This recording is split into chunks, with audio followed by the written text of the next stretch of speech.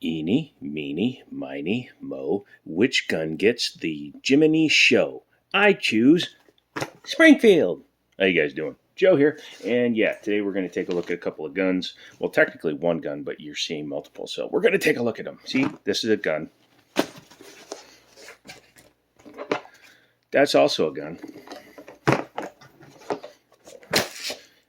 Let's see. Yep, that's a gun.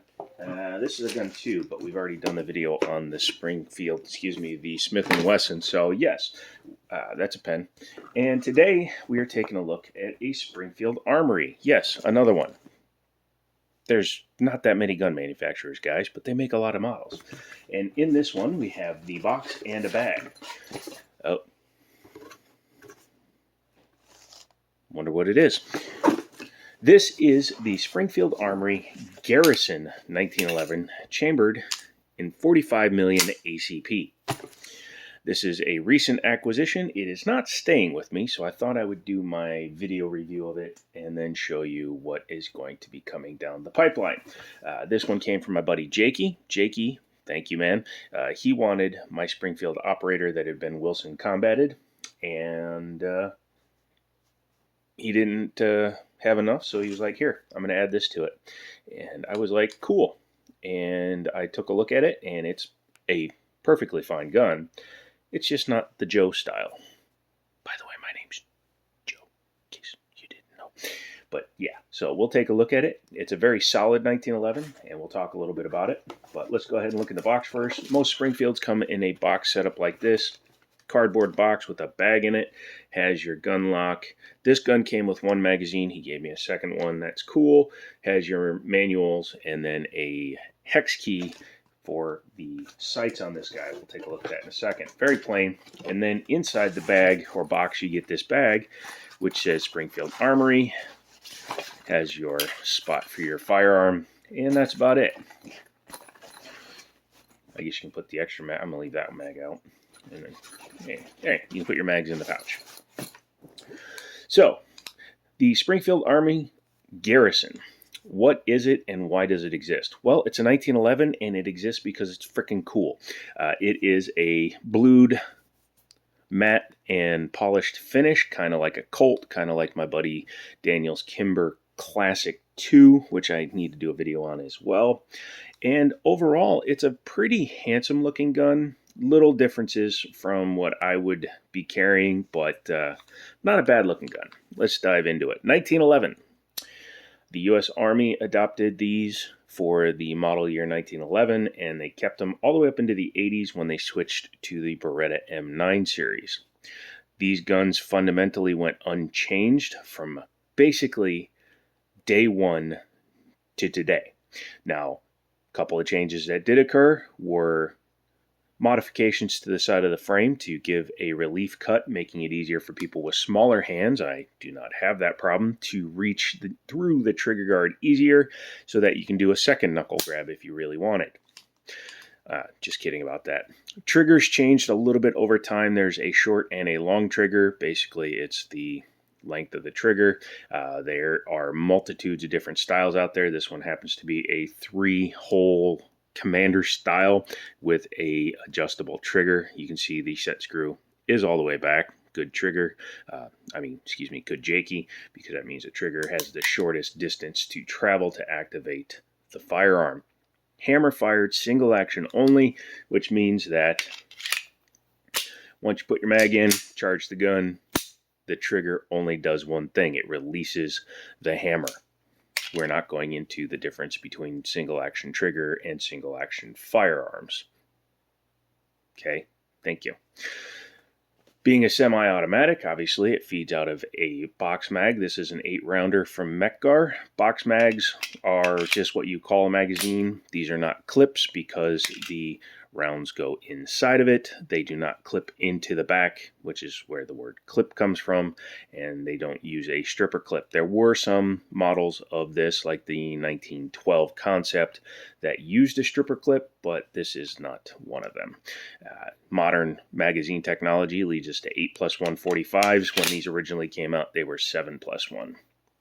This particular one has imitation original style grips, although they do appear to be real wood, but I mean they copy the original GI style, kind of a hatch pattern with double diamonds. These ones are secured with a hex key or Allen key or star bit, however you want to put it, which is a differentiation from first generation guns. It also has a flat mainspring housing, even though it has the A1 stuff on it. Totally fine. It's not required to have a humped rear mainspring, and in fact, I prefer them not to, because without it, it allows it to fall directly into my hand, where my hand activates the rear grip safety. Grip safeties on 1911s were a request of the US government in order to make sure that unless this is depressed, you cannot accidentally discharge if you forget to put the safety on. To that end, having two external safeties makes the gun very safe, and these did not have drop safeties for upwards of 60 some years until Colt was asked to design an internal safety, thus creating the Model 80 and ruining part of the feel of the gun, because it takes it from having one of the smoothest triggers in the world to having second smoothest. With the external manual safety down and a proper grip, you can then fire the gun. However, you cannot that way, and you cannot that way, no matter what you do. These are designed to be carried in this configuration. This is called cocked and locked. Hammer cocked back, safety locked in the up position. Very easy to sweep down. This being a more modern take on the 1911, has an extended single-sided safety. They are available in ambidextrous. The Garrison is kind of like your entry level. It's $900 gun, but yeah, very easy to sweep on and off. Standard mag release, or excuse me, slide lock. A little bit longer than a factory one, but not by much. And a mag release right there. Because there is no magazine disconnect, the mags are drop free. Sorry, with my nerve damage in certain angles, I can't actually push them. Yes. In fact, this gun is only safest when it is cocked. So with the hammer down, you can't even engage the safety. It's one way to tell you that your hammer is down, so you know that, hey, maybe I should get the gun ready to work. If you can't handle a gun like this, I totally understand. Please feel free to go with something like a SIG or a Glock or something like that. Something striker fired that you can not have to have the hammer back on. But you don't have to be afraid of these guns. With proper trigger control, proper firearms training, and respect for the firearm you're touching, you can learn to live with this style very easily. It's a wide mix of people that I see come into the store looking to get a gun with a manual safety or without. Only has rear slide serrations, very much a traditional style. They are canted a little forward. Original 1911s have completely vertical serrations. Does it really make much of a difference? Not really, in my opinion. No front slide serrations. That's fine. It has a very nice look to it, especially with the polish it has. No front slide or front strap checkering, which I find a little off for a $900 gun. Has rear strap checkering on the removable rear mainspring housing cover back strap. So part of the rear mainspring is held up in place by this. If you were to fully disassemble it, you'd see what it is. Plenty of videos out there on disassembly. We're not doing that today. This has a Novak style sight setup on it. Looking at it, it doesn't actually say Novaks, but it's very much a Novak style. 3-dot white sights with a windage adjustable rear, so you loosen that set screw with the provided Allen key and you can tap it one way or the other. Slightly flared ejection port, which aids in removal of spent casings, and the standard 1911 lower dust cover cut. It is a bushing system with a half-length guide rod. I don't have a preference between half or full. Some people will run a heavy tungsten full-length guide rod to help with a little bit of muzzle lift. Pretty nice. Trigger on this guy. You've seen me racking it, but the trigger on it is pretty nice. A little bit of a take-up. I have guns that have better take-up, especially when the set screw is so far back. However, the set screw is not all the way back, but it acts closer to a short trigger than a long trigger. But as you can see, once you put your finger in there, a little bit of take-up and then breaks. On this one, it's a very crisp trigger. I'd probably say you're looking at somewhere in the 4.5, close to 5 pound range. Very acceptable for a standard mil-spec style gun. Reset comes right out. This uses the rear mainspring to force the trigger back out. So once you've done that, the reset is there. It's audible and tactile. And then again, next shot, I'd say closer to 4.5 pounds. All I have is my Chinese trigger gauge. I don't have a need for alignment. I'm not a millimeter specific review guy. If somebody wants to send me an actual alignment, just message me down below. But yeah, very nice trigger. Nothing special done here. No extra undercuts for the trigger guard. But being a full-size firearm, it allows you to get your hand on it pretty well. What do you say we take her apart? Cool. Well, just like we've been doing this whole time, let's go ahead and rack it. Make sure it's empty. Yes, there you go. I like to engage the rear safety. It prevents the slide from moving because you are going to have to take this bushing out or at least move it over. If you have a polymer base plate, you can do it with that. Let me see if it's... Actually, I can just do it with my fingers. Some 1911s, the plunger spring is very stiff and you can't do this. But this one, as you can see, I can just use my thumbs.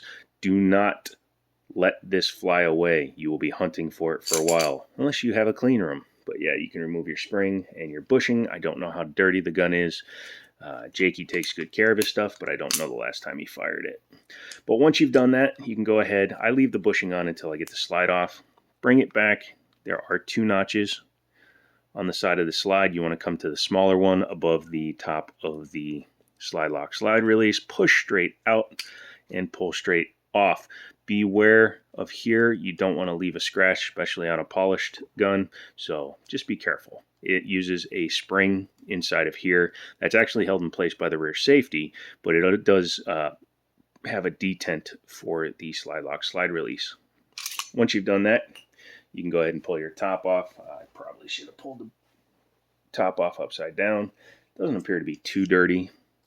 These have the original style swinging link, so take your front bushing off and roll it under your couch. Literally went under the couch.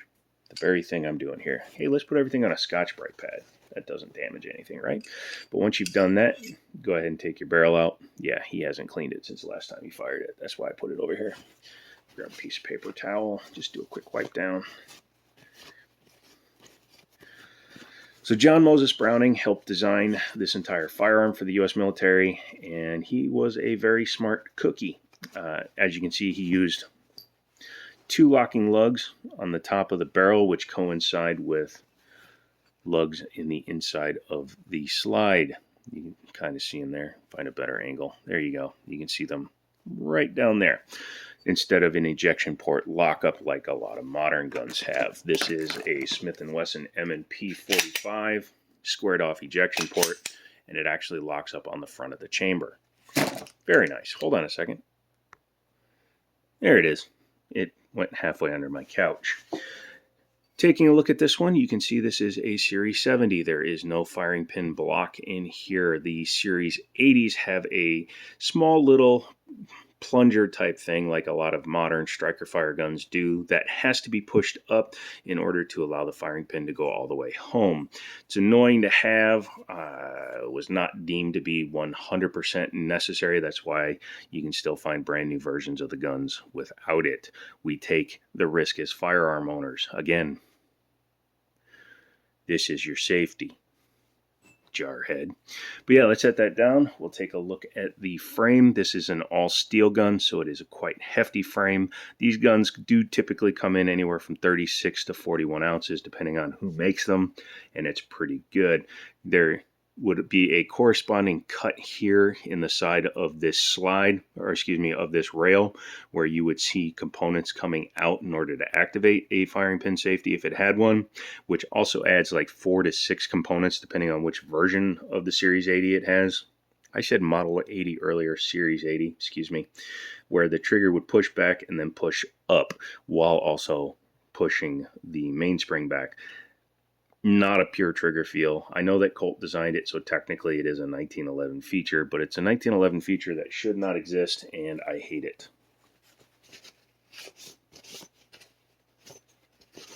Sorry, again, he hasn't cleaned the gun, which is fine. I'll clean it before I sell it. But as you can see, it does have a somewhat polished feed ramp there. I would take some, well, Scotch-Brite would probably work. I wouldn't use red. I'd probably use the black, which is a finer grit. But yeah, the feed ramp is truncated. You do not need or want a long one for a 45 ACP. 9mm sometimes need one, but not a 45 ACP. One feature you'll see here, because this is an all-steel gun, the rail is continuous. However, on the aluminum frame guns, my Kimber Lightweight had it before I got rid of it. I mean, it still does, but this is actually cut open on the 1911s with aluminum frames because that is a failure point for them. Over time, the material can bind up and crack, and then that can bend, and then the whole gun will stop cycling. So for the aluminum guns, don't be surprised if that rail is not continuous. Yeah, overall, build quality is very nice. Springfield can build some good guns. Say what you want about politics, but they build some good guns. Field stripped, it's pretty easy to clean. Spray it out with some cleaner. Like I use this Mother Speed Bug and I'm just kidding, but I use just gun scrubber, and then I oil using things like Wilson Combat Extreme Lube. So that's my preference. You guys can use whatever you want. Safari Charlie's, Ballistol, etc. He said it. Somebody hit punch in the comments. But let's go ahead and reassemble it. So you're going to take your barrel, make sure the link is pointing towards the end of the barrel, slide it back in. Oh, she's gritty. It's all right. Like I said, I'm not keeping this gun, but I will clean it so the next owner gets a nice and clean one. Being a half-length guide rod, typically what I'll do is I will go ahead and install the spring on the guide rod. Be careful, there are two ends, one open, one closed. This one, it's pretty simple, does not fit. So here, we'll do it like that. You could put the spring in from the other end if you want, but it doesn't really matter. So once you've done that, this allows you to hold the guide rod in place easier when you're reassembling the firearm. Now, with your slide in the traditional position so that the bottom of the slide is the bottom, you will see your swinging link needs to be in the down position. Take your frame, start your slide on it. It helps when you're not at a 90 degree to the firearm. There we go. And then once you've gotten it past that point, you can pretty much let it go. I like to do this. It makes sure that the hole and the swinging link are lined up. I take my slide lock, slide release, run it through, leave it swinging, and then I just like to make sure the barrel is in the right position. Now, it is a tilting locking system. However, you will see it is a very, very shallow tilt. In fact, a lot of 1911s don't require the pistons that some suppressors take because of how minimal the angle is. You can see it's still damn near straight. Once you've done that, you can go ahead and lock the gun back into the rear position. I like to, at this point, you can see how much clearance I have, take the slide lock, slide release up so that the very top edge is resting against that detent. That way you can push up without leaving your idiot mark. Unlock, bring the slide back, push that in, relock it. And now for the fun part. I have 8 holes in my ceiling tiles. Nerve damage is part of it, but it's also a rite of passage for a 1911 owner that you're going to put a plunger into your ceiling at some point. But once you've done it, you can see this gun is smooth enough, or weak. Spring is weak enough that I can do it with my hands. Go ahead and rack it. Make sure it still functions. So, you heard me say throughout this video that I'm not keeping this gun, and I'm not. I have mil-spec 1911s. I don't need another one. This one still holds good value because it's a nice gun. Don't get it wrong. These are good guns. I shot this one when Jakey still owned it, and it shot good. So I'm cool with that. However, I want other stuff for the channel. If you saw the short that I put out, or I might have put out the short beforehand, but I have a few guns from this week that got picked up, like a Smith & Wesson 910 or a Smith & Wesson 469. Both of these were proffered to me basically on the same day, which was pretty impressive. And then I'd still need to do a range day with the M&P 45. So I want a couple other guns to put on the channel, so I'm going to be looking at trading this possibly for a couple other handguns. And to that end, yeah, I am a handgun guy. I might look at rifles if I think they're cool, but I don't really care about rifles. I know that might make me seem a little weird here on the channel or on the YouTube space, but that's just the way I feel. So if you like this video, come back for more. Give me a thumbs up, like, comment, subscribe, use my affiliate links, all that good stuff. And as always, I'll talk to you later.